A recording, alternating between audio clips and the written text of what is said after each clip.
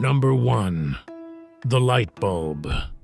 In 1924, the biggest light bulb makers in the world sat down in a room in Geneva and signed an agreement to make their product worse. That is not a theory. The paperwork survived.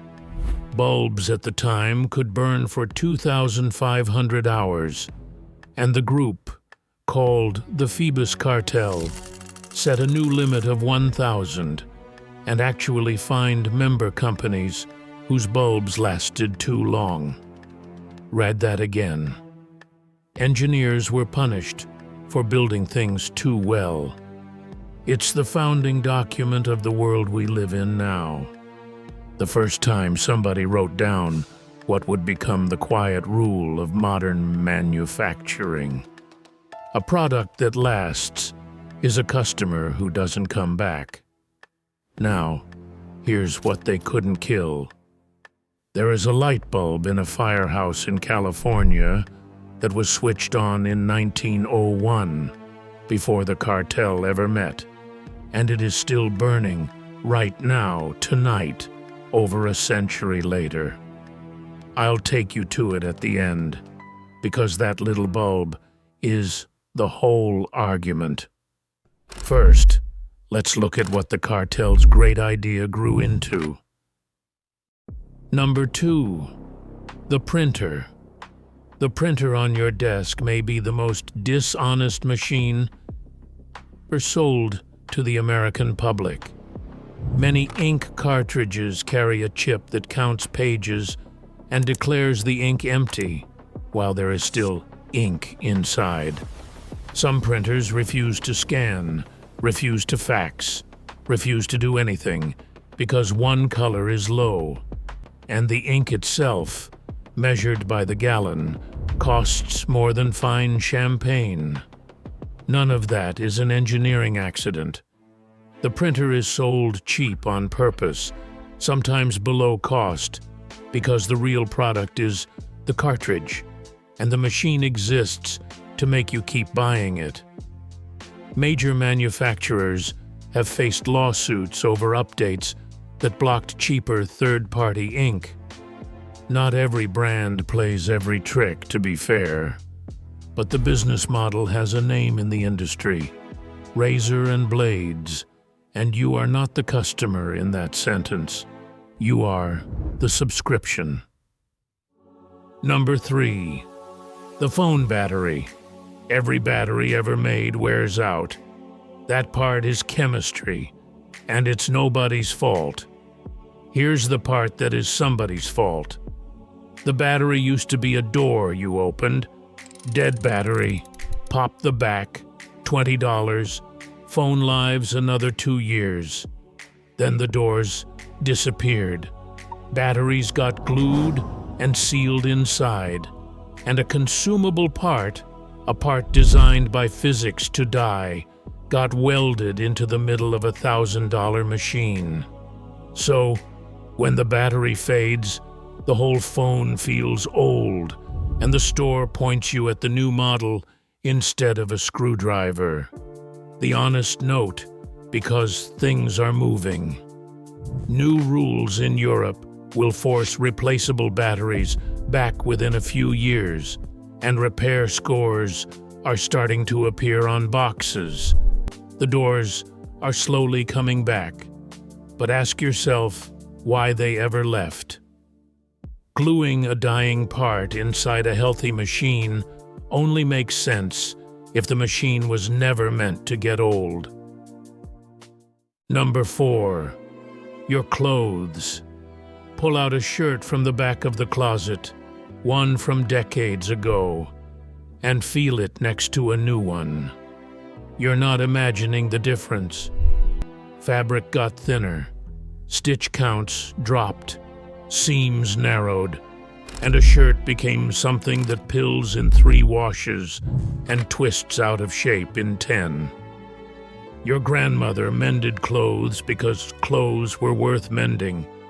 We talked about her sewing machine a few videos back, and the machine outlived the whole idea. Today, the math runs the other way on purpose.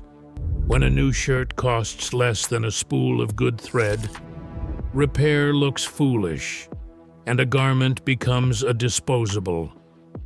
The industry even has a cheerful name for it: fast fashion. And the speed in that name is the speed at which it's designed to leave your closet. And hold on to that closet thought, because the last item on this list is the one thing in your house that was built the old way and simply refused to die. We're almost there. Number 5. The furniture. Somewhere in your family there is a dresser, oak or maple, heavy as a piano, that has survived 3 generations and 5 moves and looks better for it.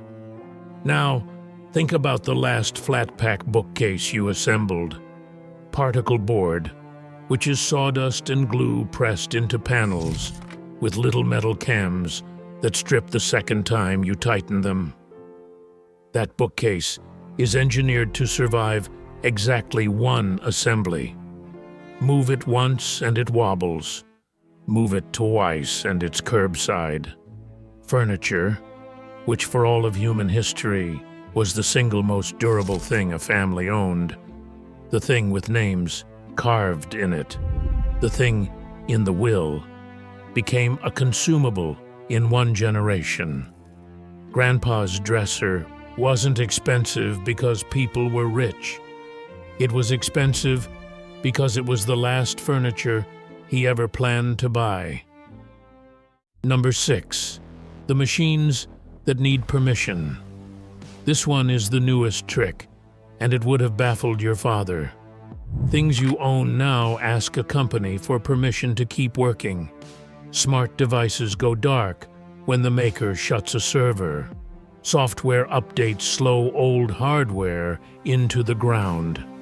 And the fight came to a head somewhere you might not expect: the American farm.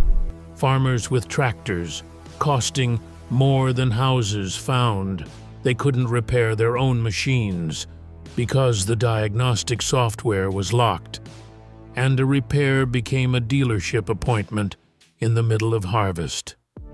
Farmers, the most self-reliant people this country ever produced, hauling equipment to the shop to have a computer unlocked.